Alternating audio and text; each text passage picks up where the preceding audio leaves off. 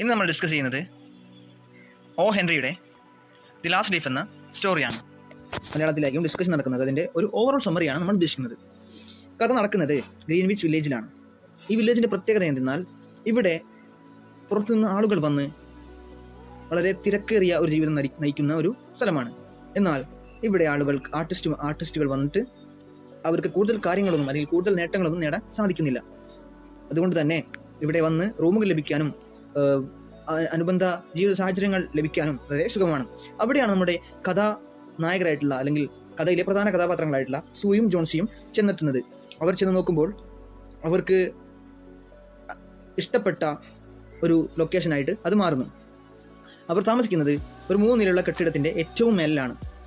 അവർ സൂ മെയിനിൽ നിന്നും ജോൺസി കാലിഫോർണിയയിൽ നിന്നുമാണ് വരുന്നത്. അവർ ഒരു റെസ്റ്റോറൻറ്റിൽ വെച്ചാണ് കണ്ടുമുട്ടുന്നത്. 8th സ്ട്രീറ്റിലെ ഒരു റെസ്റ്റോറൻറ്റിൽ വെച്ചാണ് അവർ കണ്ടുമുട്ടുന്നതും.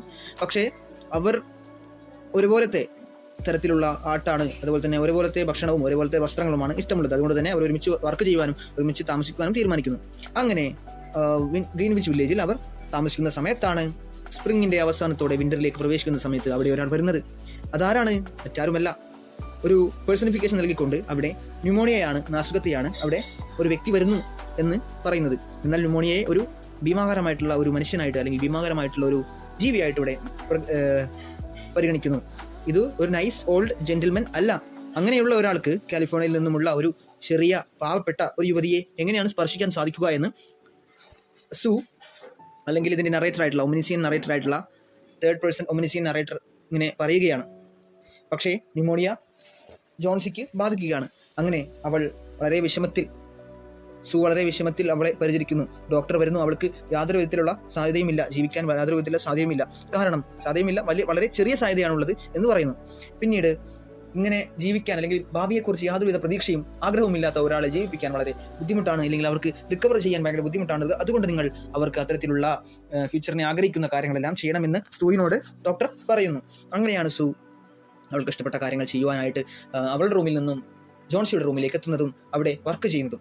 പക്ഷേ ജോൺസി അകലെയുള്ള റൂമിൻ്റെ ജനലിൻ്റെ പുറത്തേക്ക് അകലെയുള്ള മതിലിലേക്ക് നോക്കിയിരിക്കുകയാണ്. അവൾ പതിയെ കൗണ്ട് ചെയ്യുന്നുണ്ട്. അത് പുറകോട്ടാണ് കൗണ്ട് ചെയ്യുന്നത്. അങ്ങനെ 12ഉം 11ഉം അങ്ങനെ 10, 9, 8, 7, 5 അങ്ങനെ കൗണ്ട് ചെയ്ത് പുറകോട്ട് പോകുന്നു. അങ്ങനെ അത്ഭുതപ്പെട്ടുകൊണ്ട് സൂ ചോദിക്കുന്നുണ്ട്, എന്താണ് നീ ഇത് ചെയ്യുന്നതെന്ന്. അപ്പോൾ അവൾ പറയുന്നുണ്ട്, ആ പുറത്ത് കാണുന്ന മരത്തിലെ ഐവി മരത്തിലെ ഇലകൾ പൊഴിയുന്നതാണ് ഞാൻ എണ്ണുന്നത്. അവസാനത്തെ ഇല പൊഴിയുന്ന നേരം ഞാനും ഈ ലോകത്ത് നിന്ന് ഇവിടെ പറയും. ഞാനും മരണത്തെന്ന യാത്രയിൽ സഞ്ചരിക്കുമെന്ന് അവൾ പറയുന്നു. അങ്ങനെയുള്ള സാഹചര്യത്തിലാണ് ഇത് എന്തൊരു അബദ്ധജടിലമായ വിശ്വാസമാണ് എന്ന് ജോൺസിയോട് സൂ പറയുന്നതും.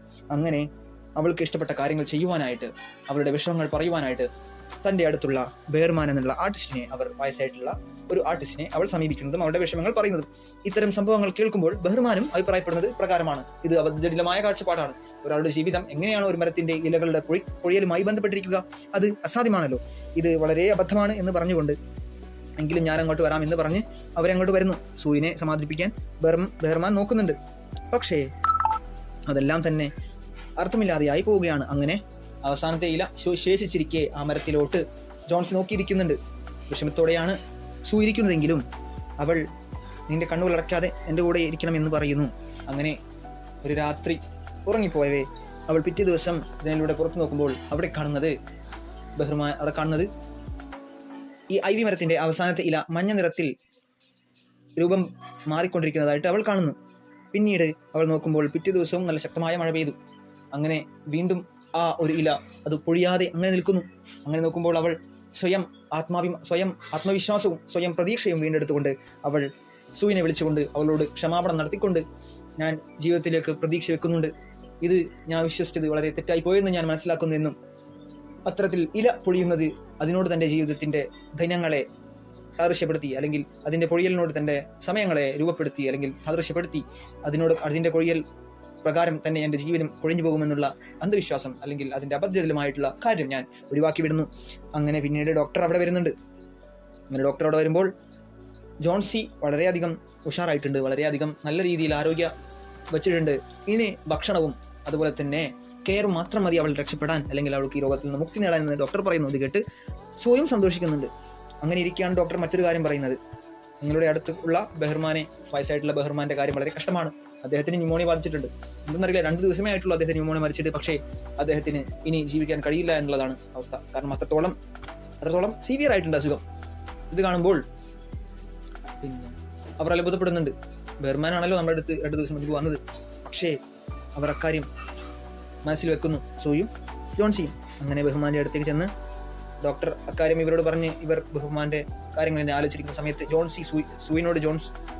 ജോൺസിയോട് പറയുന്നുണ്ട്, ബെഹ്മാൻ വരച്ച ചിത്രമാണ് നീ ആ ഇലപൊഴിയാത്ത ഏക ശിശിരത്തിൽ ഒറ്റ ഇലയായി നിൽക്കുന്ന മരം നീ കാണുന്നത്.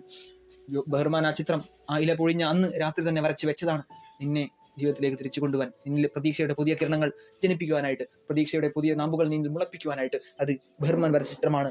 ഇതാണ് ബെഹ്മാൻ എപ്പോഴും പറയാറുള്ള മാസ്റ്റർ പീസ്. നിന്റെ ജീവന്റെ വിലയാണ് ഇതിനുള്ളത്. മറ്റൊന്നിനും മൂല്യം വെക്കാൻ കഴിയാത്ത ഒരു ജീവന്റെ വിലയാണ് ഇതിനുള്ളത്. പ്രതീക്ഷയുടെ വിലയാണ്, നന്മയുടെ വിലയാണ്. അങ്ങനെ പറഞ്ഞുകൊണ്ട് അവർ ആ കഥ അവസാനിപ്പിക്കുന്നു.